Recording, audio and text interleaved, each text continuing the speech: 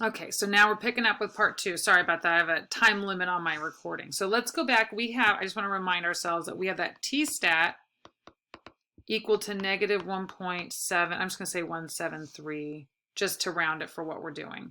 So our p-value, our T-stat is going to be somewhere over here. So that's T equal to negative 1.73. And then I'm going to just color this in over here. And that shaded area, that's our p-value. Remember that p-value is the probability, the area under that curve to the left of our t-stat. So that's our p-value, what did we say, is 0.04. 0.04. Oops, you guys can't see that, sorry. There we go. So that p-value, looks like p-value is equal to 0.04. All right, so that covers how to look at the normal curve. So that's something that you guys can do. You can just discuss where it would be, or you can draw a little picture, or you can use something to show it. All right, the test decision. Now, again, you're going to get different results than what I got because I'm just dealing with a sample of 50. So you're going to have the full sample of 1001. So what we're going to do really quick is just talk about the results for hypothesis tests in general. So when we have our p-value, and I want to caution, I know that Zybooks writes this as p. We should not, and that's been reported to Zybooks, and we're trying to get it fixed. P is for the proportion. P-value is a different thing. So I want to make sure it's just really clear. We should be writing out p-value. Okay. So let's say when we have p-value, which is less than alpha, that's our level of significance. That means that we reject, the null hypothesis. I'm just going to write H naught for null hypothesis. Reject the null hypothesis. You guys should be writing this out. When we reject the null hypothesis, we say there is sufficient evidence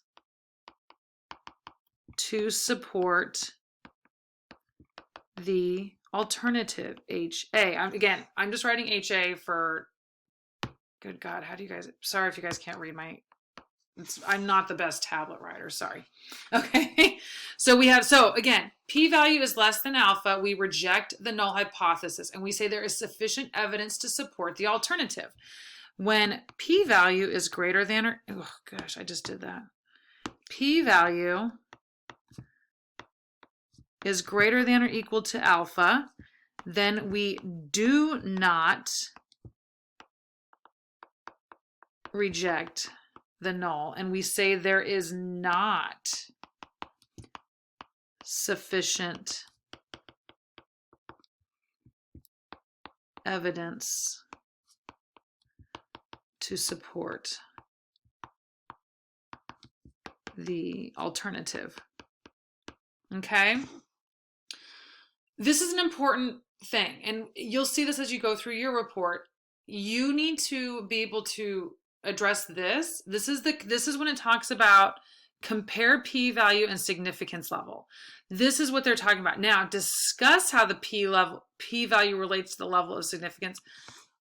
Listen, what you need to do is go into Zybooks and just look at the definition of p-value and alpha. If you don't get it 100% right, that's okay. I just want to see that you gave it a shot and you tried to understand what we're looking at. And I will, when they're all turned in, I will definitely go into a little bit more detail there in the feedback. I just want to see if you guys can understand how these relate to one another. But remember, the p-value is the probability of finding, let me see if I can go back. Oops, did I erase the picture? No, oh wait, there it is. Well, this is from a different thing. Guess I erased the picture. This is the p-value down here, that area. So that's saying that it's a probability of finding the a value that's as extreme as the test statistic, is as extreme or more extreme. The alpha, the significance level, that talks about a certain type of error. So that's a hint. So you can find that it's a certain type of error. All right, so we've talked about how to do your test decision. The conclusion is literally just kind of summarizing your results in a very concise manner. However, it's extremely important that you put your conclusion that reject null hypothesis or do not reject null hypothesis into the context of the problem. Can the salesman use his advertisement or not? Is it legit or is it a lie? So make sure you include that in your conclusion. Also talk about if it's your results are statistically significant. That has to do with alpha, your level of significance. So check into that, and you should address that here as well. All right, so that's it. Again, I want to reiterate, use the template, include the information where the prompt tells you to, and do your own work. Do not copy from outside sources. Make sure you are putting your own thoughts into this. And if you have any questions, let me know. All right, I am more than happy to help. I want to make sure you guys do all understand this is a pretty basic and very important concept in statistics. So let me know if you have any questions. All right, good luck, guys.